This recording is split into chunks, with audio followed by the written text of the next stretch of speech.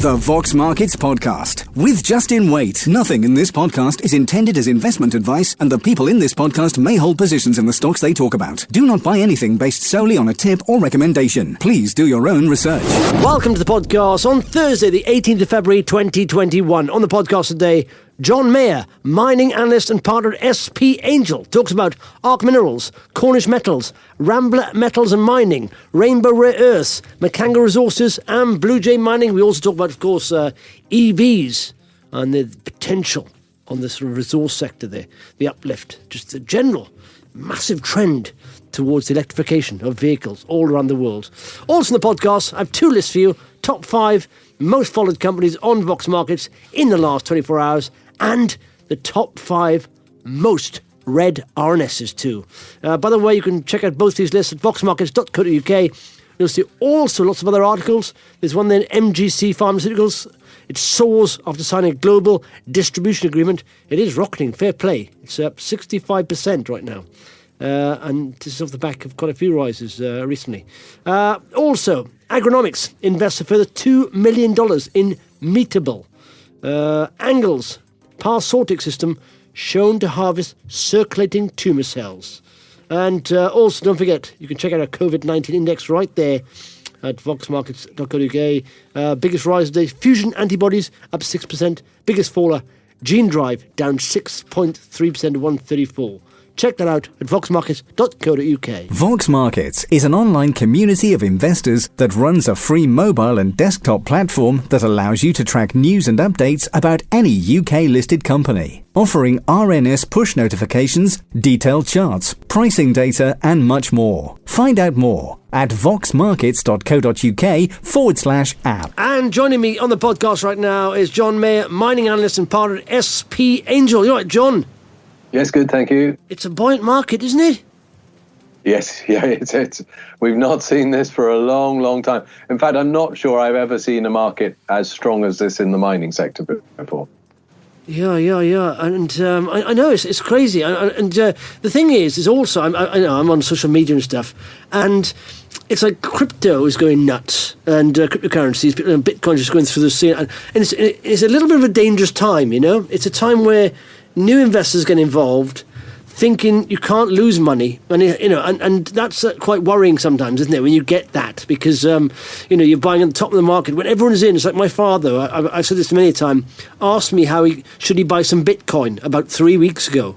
And I thought the fact that my 74-year-old father's asking if he should buy some Bitcoin when, in fact, he's not that good on the internet anyway, he can't even get on the internet pretty much, or he does, he struggles, says to me, we're at the top here, or certain markets, not all markets, it's a market of stocks, of course, but certain markets are very bubbly, aren't they?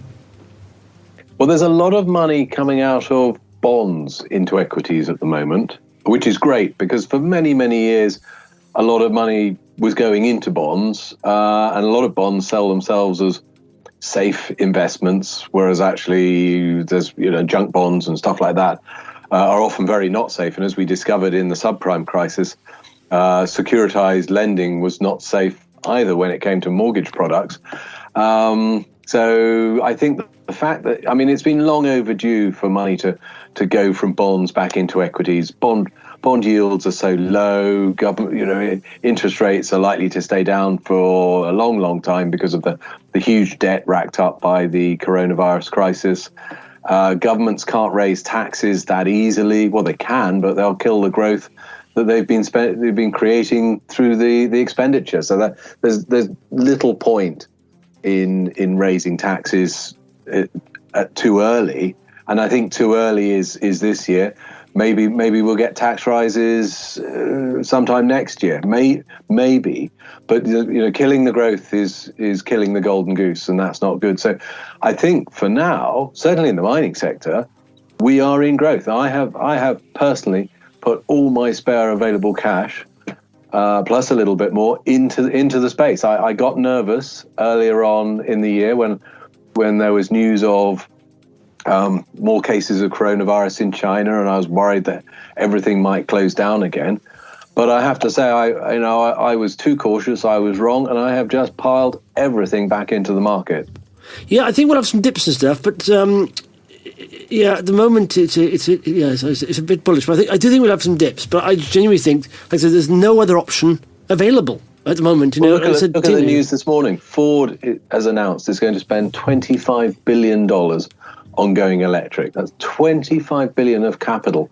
That's extraordinary money for even for one of the world's largest auto manufacturers. It is saying we are going to bet the entire bank and more on going electric. And what that means is new factories, the buildings will probably stay the same, but a lot of the equipment will change, the way they do things, new products, new models, and of course, remember those new models use a whole range of new metals.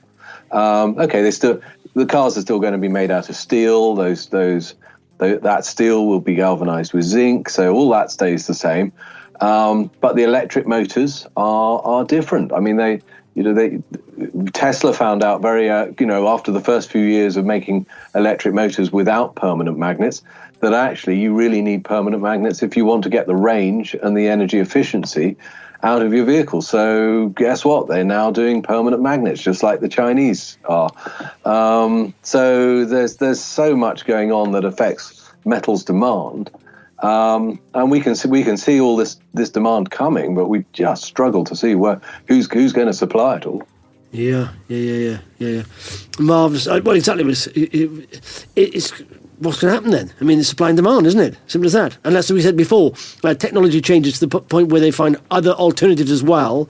And also technology always improves as far as mining is concerned, isn't it? And you get lower grades further down at the same kind of cost, Well, car companies are very good at thrifting. That's what the big manufacturers are. Their assembly lines. They buy in all the components from everywhere else, and then they figure out how to do it cheaper. So, for years and years and years, it's all about how to create a slightly better product at a slightly cheaper price. So, with auto catalysts, we saw this for years. They use platinum, palladium, and rhodium, and year after year, every auto catalyst was using slightly less. So just grams of platinum, palladium, rhodium going into these catalysts. Now we've had a big shift. So hybrid cars, which have smaller engines in them, have to have higher loadings of platinum, palladium, and rhodium in their catalyst, because those exhaust pipes because they're on a stop-start basis and they're not working so much. They have to become efficient more quickly. And when you start up an auto catalyst from cold, you got to have higher platinum, palladium, and rhodium loadings in that catalyst in order for it to work as efficiently as the emissions legislation requires. Yeah, exactly. What have you been buying some stocks then, John? So what stocks have you been buying? Well, look, start off with copper, because copper is the key foundation for the electrification of everything. We need copper cables for connecting up the offshore wind farms, for connecting up the electric vehicles, for more copper cabling in those electric vehicles. So I piled money back into Arc Minerals, into Rambler Metals and Mining. I also put money into Cornish Metals. Well, that's tin and copper. In fact, the new discovery had more copper in it. But both metals will do well out of electrification. Tin, because it's used for soldering or connecting up all the batteries and all the other circuitry, and copper for the cabling, of course. Yeah. Cool. Marvellous stuff. And is there any news, any companies at the moment, John, worth looking at? Well, Arc Minerals had an interesting investor call earlier in the week where they talked about approaches from Chinese companies. They are in exclusive negotiations with Anglo-American, so they were at pains to say that they told the Chinese that they'd have to wait. So that's interesting. I mean, I like the exploration portfolio that ARC have got. The licenses were held by Anglo-American many years ago. Anglo sound keen to get back into Zambia. I mean, they have to be careful about it because there may be some legacy issues in Zambia. But for me, Zambia is a top quality destination from a mining perspective. Sure, you get the occasional politician that will come out with some strange and odd statements, but the rule of law works well in Zambia, and that is the critical thing. So if you own assets and somebody tries to steal them off you, the rule of law will support your case, which is really important. So hopefully no claim jumping going on over there. And I think Arc Minerals are in very, very strong position.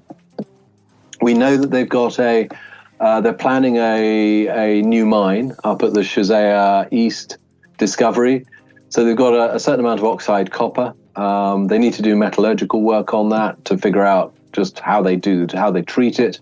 But they were referring to some quite punchy numbers on sales and earnings from that. I mean, those are internal scoping study type estimates. But what it shows is, well, they're at pains to stress to me that they've got enough cash to last them through till the end of 2022. That'll give them 2 drilling seasons worth of drilling. Depends on how much drilling they want to do. And that would get them into a point should get them into a point where they would be either at or close to cash flow from the new mine. And I think the new mine, which won't cost a lot, I mean, $5 to $10 million, it's only a small scale situation, but they'll be able to, they can finance through local offtake financing, for example. So that should be simple enough to do. Yeah, marvelous stuff. Cool. Anything else going on, John? BlueJay mining. Again, this is symptomatic of the world that we live in. The United States government Exim Bank, this is the Import-Export Bank of the US, has offered them just over $200 million in terms of financing. We would expect that financing to come in at a lending rate of, wait for it, about 1.46%. Because the Exim Bank offered cash for another project in Greenland. Again, it was a big lump of cash at 1.46% interest rate.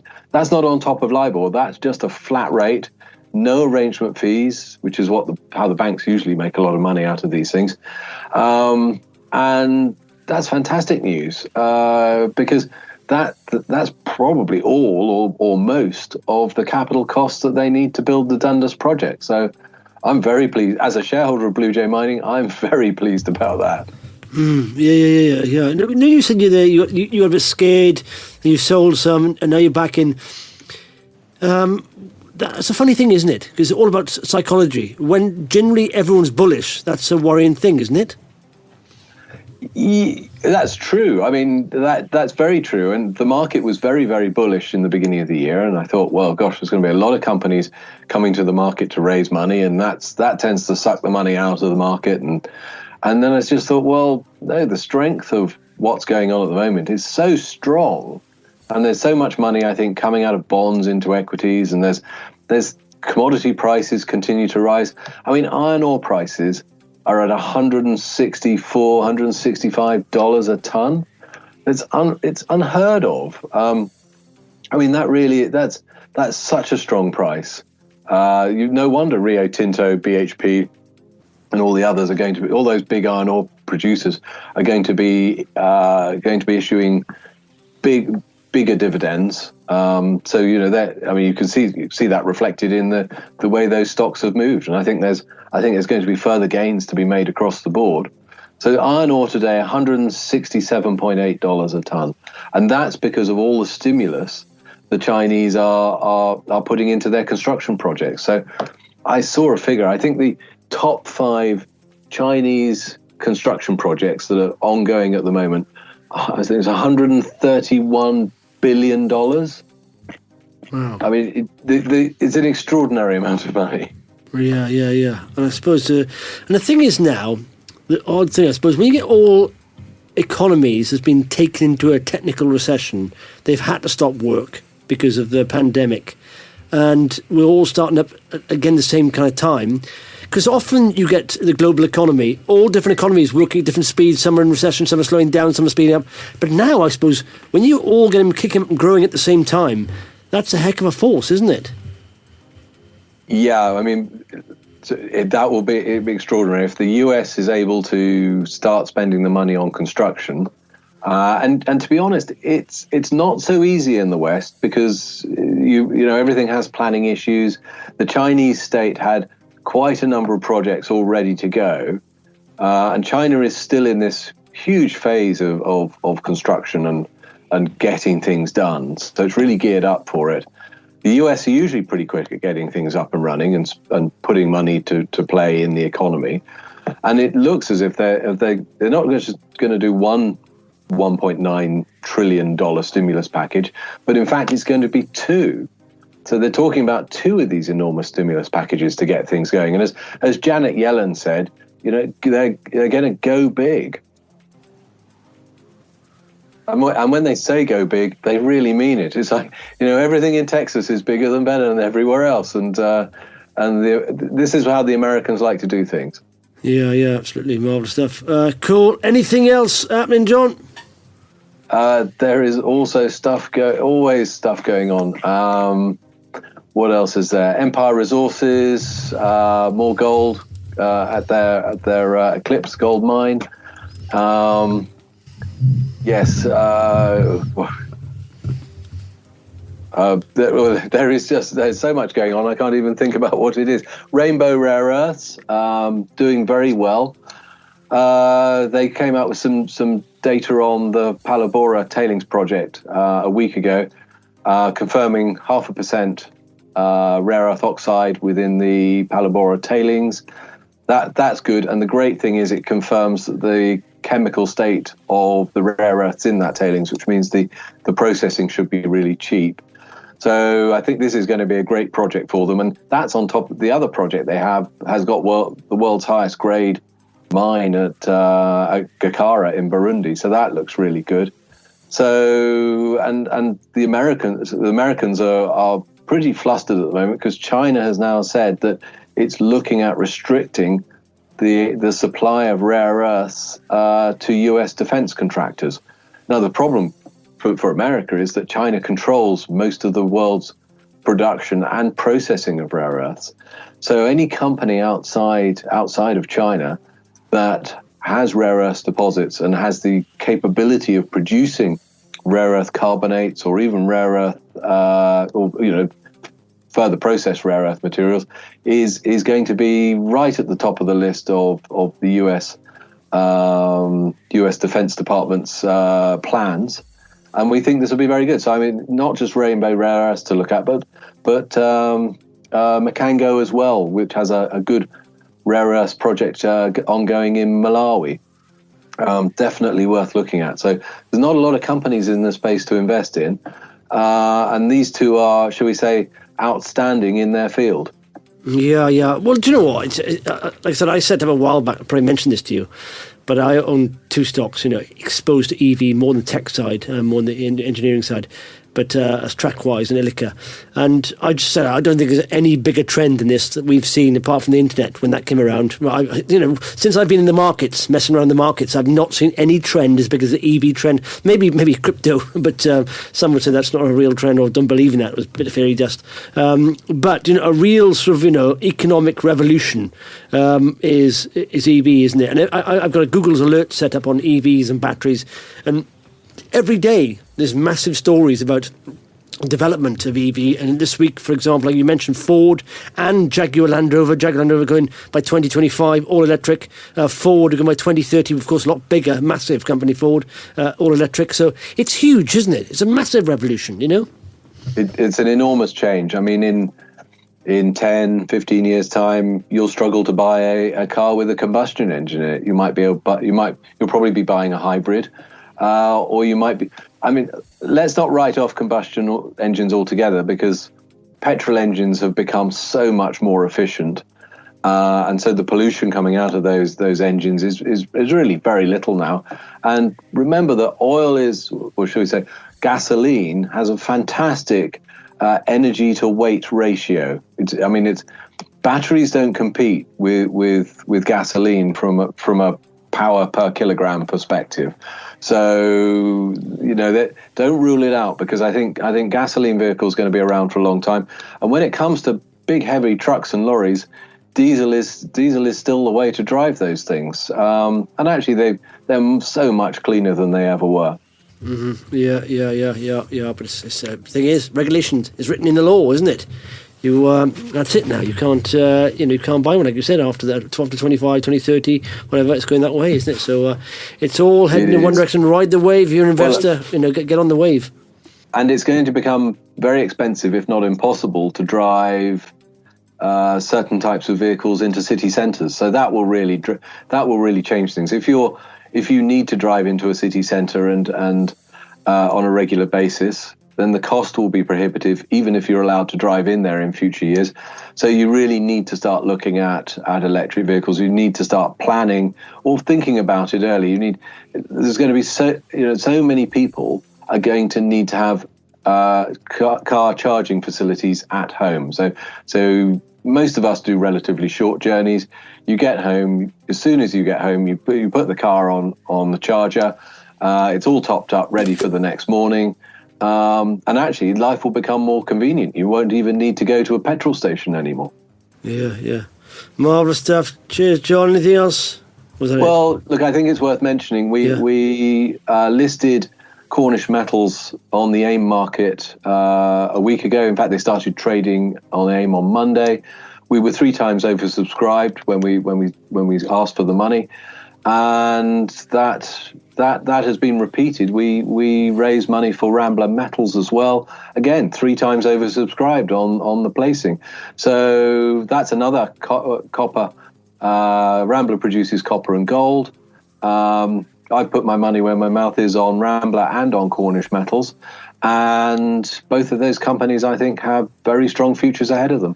Yeah, good timing, that, isn't it? Yeah, spot on in the right time in the market. I mean, it's anything in this space is going to be hot, isn't it? Well, it feels like the dot-com boom all over again. We've had this huge run in tech stocks. There is money coming off the table in tech stocks in the US at the moment. But so there should be. I mean, the valuations are so crazy high on Tesla and things like that. I mean, I think they're great companies. These are world leading companies going forwards. Mm-hmm. But even so, the valuations just look a bit overdone. Yeah. And the worrying thing is, as well, with Tesla, right? Now, I don't know if you know, Tesla bought 1.5 billion, they reckon, of Bitcoin recently. And I said, that's a bubble in a bubble, because Bitcoin has gone stratospheric. Tesla's gone stratospheric.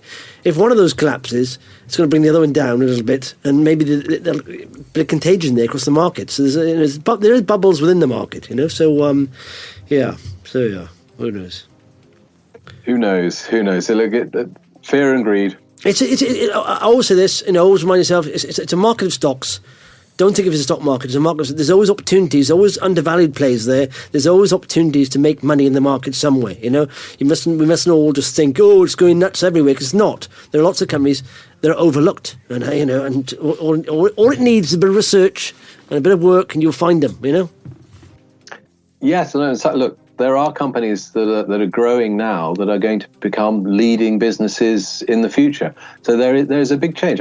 If you invested in Vodafone 20, 30 years ago, you would have made an absolute fortune out of that stock. And, we are now looking at some of the new Vodafones coming through in the marketplace. And of course, they're coming through because the environment is right for them.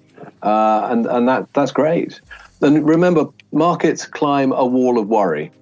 So bull markets really, they do climb they climb on a lot of anxious nervousness.